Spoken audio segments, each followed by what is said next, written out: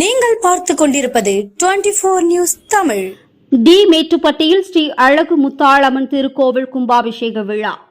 மதுரை மாவட்டம் பாலமேடு அருகே உள்ள டி மேட்டுப்பட்டியில் அமைந்துள்ள ஸ்ரீ அழகு முத்தாளம்மன் திருக்கோவில் கும்பாபிஷேக விழா நடைபெற்றது.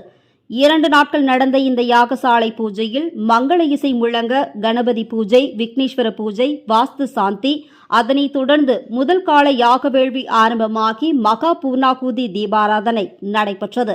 தொடர்ந்து 2 கால யாக பூஜையுடன் யாகசாலையில் இருந்து கடம் புறப்பாடாகி கோவிலை சுற்றி வலம் வந்து பின் வானத்தில் கருடன் வட்டமிட கலசத்திற்கு புனித நீர் ஊற்றப்பட்டு கும்பாபிஷேகம் நடைபெற்றது.